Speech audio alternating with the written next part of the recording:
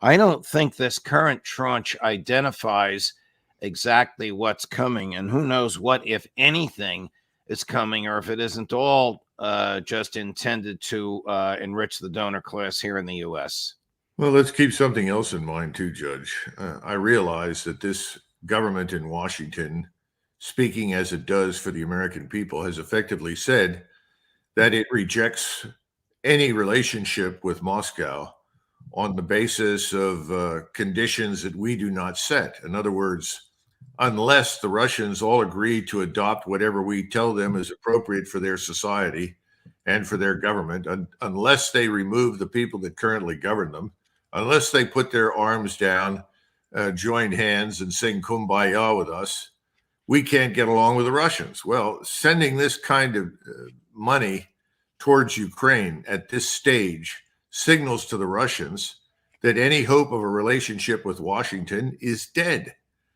And that's why Foreign Minister Lavrov, within the last 48 hours, was interviewed and asked what would happen if there were negotiations and whether or not Moscow was still receptive to negotiations. And he said, yes, we will be receptive to negotiations. But keep in mind two things. First of all, just because we negotiate, we will not stop fighting.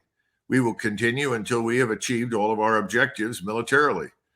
And then secondly, and very importantly, we are not going to cease hostilities for even a brief period of time because we know that we are going to hold what we've won. Effectively, the facts on the ground have changed, and we are no longer willing to talk about trades in what kind of territory we're willing to surrender to you in order to have peace. Right. It's over. And we've made fools out of ourselves. And worst of all, we've made fools out of NATO. NATO looks weak and stupid. The Ukrainian state is ruined. Whatever emerges after this will be a rump state.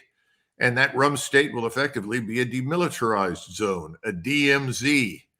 And in it will live Ukrainians that can tend to their fields and go about their lives, but there will be no military power that threatens Russia.